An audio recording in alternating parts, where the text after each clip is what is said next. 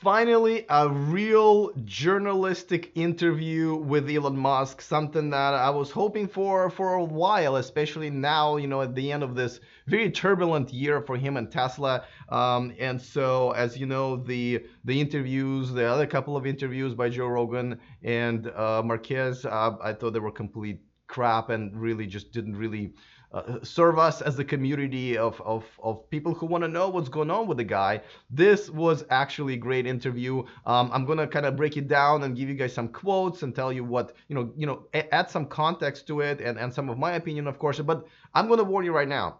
If you are allergic to any type of criticism towards Elon Musk, or you get nauseous or whatever, I would suggest that you skip this video and probably see a doctor.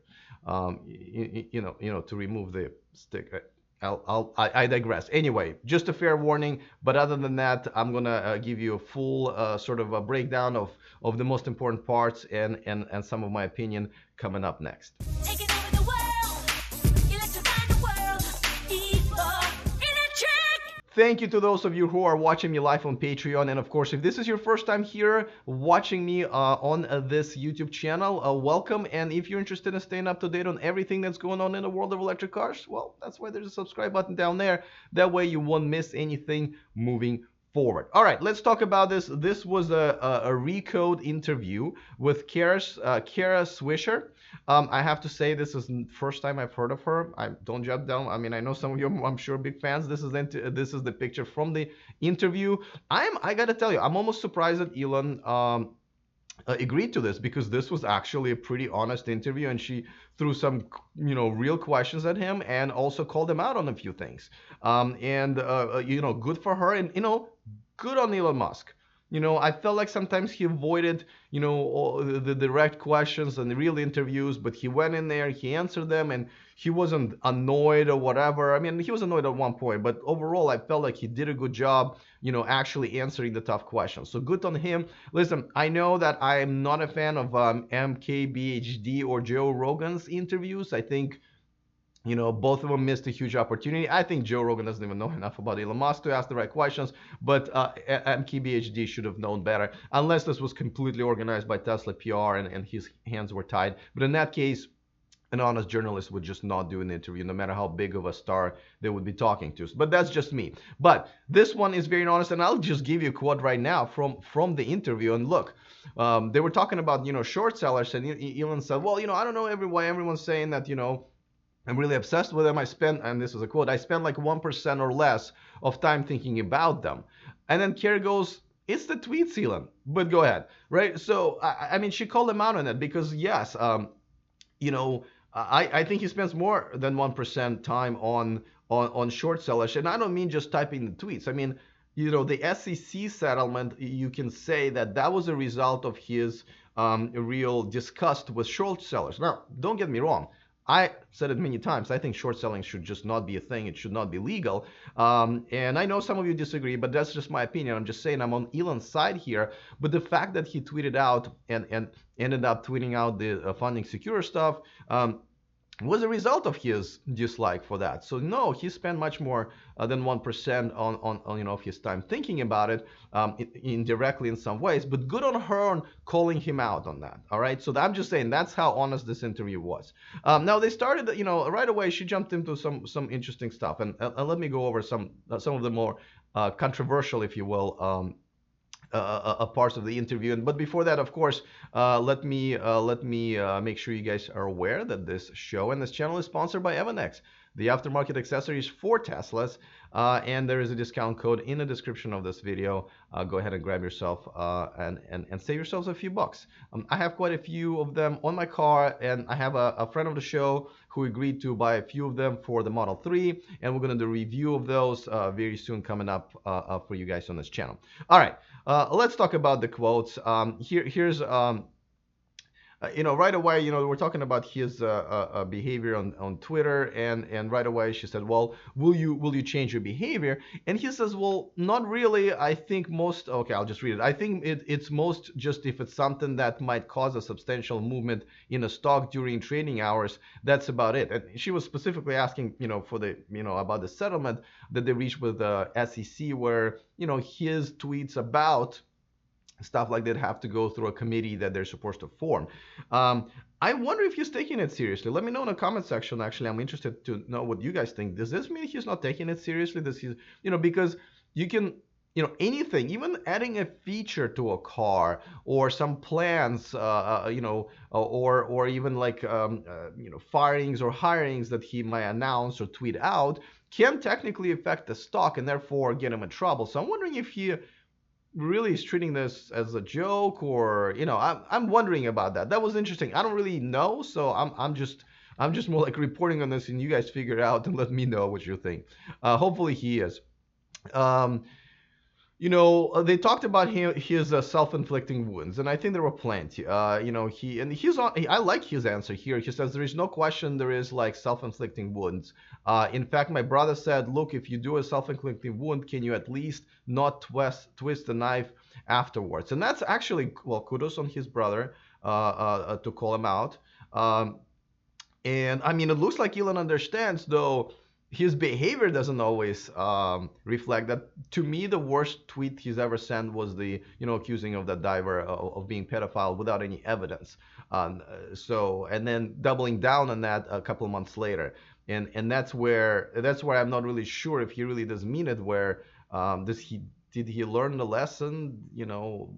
So, but that was interesting that he looks like aware of the fact that not only he says something, that gets him in trouble, but then after that doesn't necessarily correct it, or does or says something worse. So at least he's aware. You got to give it to him at least on that one. The next quote was from the end of the interview, but it kind of goes in the same theme, though they kind of circle back, and she was basically was asking him about, like, do you regret a lot of this stuff? Do you want some apologies? And maybe, and he said, I probably shouldn't have attacked journalists, probably shouldn't have done that. And they have talked about it earlier in the show. And let's see, is the next quote? Yeah, so the next quote is something that I disagree with him on. Well, I agree with, but I think he's been a bit of a hypocrite. But let me go back to this one. So, because this is a big deal, right? Especially right now with our president here in the United States kind of attacking media, and I think in other countries, some leaders, do that, and we pride in having a freedom of speech and not attacking journalists. On the other hand, if people are publishing lies or timing them, like the last piece in the journal, a lot of people said, well, that's been kind of news, but the timing was really bad. Looked like they were targeting the end of the week for the stock market to attack the stock, right? And I agree, that's BS. That shouldn't really happen.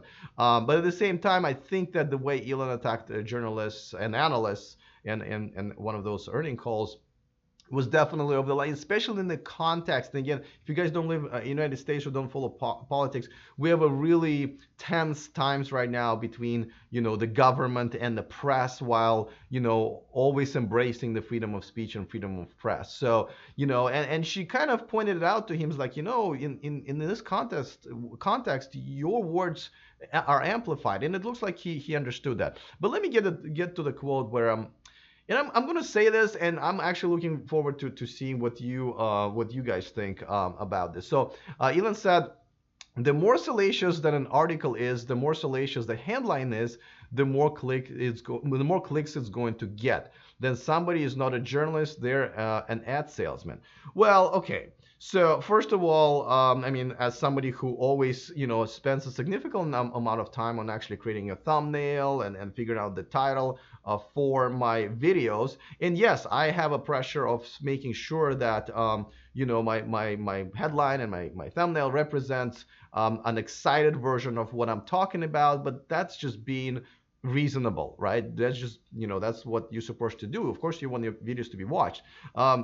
Unfortunately, people don't understand what clickbait is, and a lot of times people say it's clickbait. It's not. Clickbait really is me. Well, we talked about it before, and you can Google that. But so Elon has to understand that, yeah, the headlines is what sells the newspapers. At the same time, I do see his point as far as like, well, you can't make crap up just because you're gonna have a great headline, right? You can pump up your headline to make it sound more exciting, but the substance still has to be correct. And I agree with them. But and this is where I'm wondering if you guys agree with me. But I'm wondering this, is the clickbait headline, or at least, he has a headline of a salacious article, in journalism, wouldn't that be the equivalent of that would be in automotive industry, is promising and selling a feature to your customers that you don't really deliver, or that's delayed so much that by the time the person sells the car, that he or she doesn't really get to enjoy it. You see where I'm going with this, right? And obviously I'm talking about autopilot and about a few other features, and what just happened with the Model 3 performance pricing. I feel like Elon does what he doesn't like in journalism. He does that in his own trade, right? In automotive industry, he puts out a tweet, he announces a feature, and it's not there, and he charges money sometimes for it, and it's not there, and it's delayed, and the promise is broken and stuff like that. Isn't that an equivalent of what he himself really does not like? By the way, I'm against both. But I'm just saying, is he being a bit of a hypocrite here? Let me know in the comment section. I'm actually interested to know what you guys think about that. But let's move on to the next quote.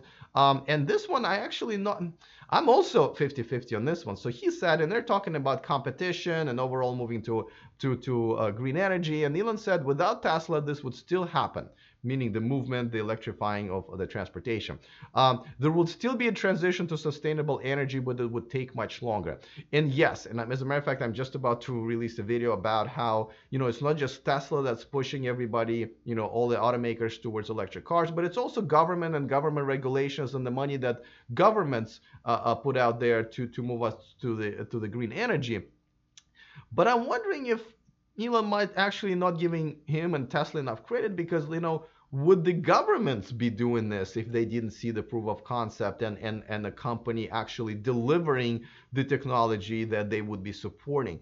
And I'm not so sure. I think if there was no Tesla, I'm not really sure if the governments would actually be behind this whole green energy stuff. And if they would be, it may not be necessarily towards the transportation. It would be maybe more on energy side and stuff like that, rather than. So I'm 50-50 on that one as well. So you guys let me know what you think. This is kind of a crowdsourcing of this video, I guess, of ideas, which I think that's what this channel is all about. But okay, let me move on to another one. They're talking about Model 3 production, and as you know, it actually fell. In October, the production fell, but it also fell for the Model S and Model X. And there will be another video that I will post later today, specifically about October sales numbers of electric cars. But basically, Elon said, well, we could do up to 6,500 Model 3s a week right now, but it would have to stress people out and do tons of overtime. So it does look that production obviously has more potential, but he doesn't want to stress out, and burn out his employees, which is good, right? As a matter of fact, he mentioned that he is very comfortable where the company is right now with the Model 3 production. He feels like, the production hell is over. It's still hard work, but they're good now. Like, they're generating profits, and everything else is kind of gravy, if you will. And he doesn't really want to push everybody this hard because he feels like they're in a very good place. So that's actually a very important fact. Let's see. And here's they're talking about self-driving cars, and I think this is the last topic I'm going to just and you can Google and listen to that interview yourself. Most of it is not as interesting. I think I just kind of give you the best highlights. He says, I think no one, I'm going to link to the article in the description of the video. I think no one else is likely to achieve a generalized solution to self-driving before Tesla. Well, that's a pretty bold statement. Now, he did admit that right now the technology of Waymo may be a little bit ahead of Tesla, but he his opinion is that they have really customized the areas and specifically wrote software and maps for the areas where Google is testing their Waymo cars, rather than just generally speaking create a software that just can get the car driving everywhere without having to custom recreate the real world. And yes, he's onto something here, but maybe this is not the best time to brag about how good Tesla is at self-driving, because they literally just delayed a feature and ended up not fully delivering it, which is navigate on autopilot. As you know, still you have to tell it, okay, go ahead and perform the lane change. They are coming up with a very it looks like pretty exciting summon update, but overall, Tesla struggles with self-driving technology has been, documented very well. As a matter of fact, they just completely removed the full self-driving package because they've been selling it, without even getting to the level of the 1.0 autopilot features until very recently, right? Two and a half years. Some people had to wait. The ones that bought the second version of the autopilot, which was kind of like most of their lease, right? By the time they got all of these features, they ended up, having to turn the car back in. And I know there was a lawsuit that Tesla settled about that. I don't want to get too much into it. So that was kind of a pretty cocky statement. And again, he might know something that we don't. But at this point, and I think the entire industry agrees, that Tesla is not really up there as far as self-driving technology is concerned. Waymo is, though. But he might have a point as far as that overall at the end of the day, because, and maybe that's why they're falling behind, is because they're developing a technology that is true AI technology that can, have all of these cars driving around and all over the place in different countries and different conditions, where Waymo is kind of very much, and others similar to Waymo technologies have to customize their maps and technology and software for those locations. So that was very, very interesting. So the interview is again, kudos to Kara for doing this. Kudos to Elon for answering those questions. But I also want to give kudos to some of my Patreons. Some of my new Patreons supporting the show. This show is really, in part, is only possible because of them. And one of the new ones is Christian Boshoff. Thank you so much for becoming a Patreon. And also Krzysztof Zatel Bajanovsky. Hope I pronounced your name right. But thank you so much for joining my Patreon community. And this is not a new Patreon, but Kenneth Ponder is actually upped his level of a contribution to the channel. So thank you much to Kenneth. Just in case if you guys don't know, you can become a Patreon. It is for as low as $1 a month. You will be supporting my efforts. I'm a full-time YouTuber now, maybe struggling a little bit, but nevertheless, this is what I do now. And if you want to support the show and really have a lot more access than you normally would on YouTube, for extra information, you get to watch this live and many other perks. Please do join the community. And by the way, follow me on E4 Electric on Instagram for some behind the scenes stuff that I do. And a lot of times when I travel or I'm at the events, I will snap a little story or a picture. So go ahead and follow me on Instagram. By the way, the video with the mayor of Sacramento is coming up pretty soon. I think on Monday morning I'll release it, or over the weekend. That was awesome. That was a great event. That was joined with Electrify America. And I just want to talk, the topic that I was just talking to you guys about, how much of the governments and local governments like the city of Sacramento, probably being on top of the list, are moving us towards the electrification of transportation versus what Tesla is doing and other startups like Lucid and so forth. So that's an interesting point. And another one is my interview with one of the executives at Electrify America about the Electrify America fast charging network that's coming up very soon. Sure all the non-Tesla electric car drivers are very excited about it. And of course, don't forget this Sunday subscriber hangout. I'm trying to do it every Sunday, probably around 5 o'clock. I'll announce it maybe tomorrow once I figure out my schedule. But only more reason to subscribe to my channel so you don't miss stuff like that. It's always fun. All right, that's pretty much it for this one. Thank you so much for joining me. I will see you next time. And remember to stay charged.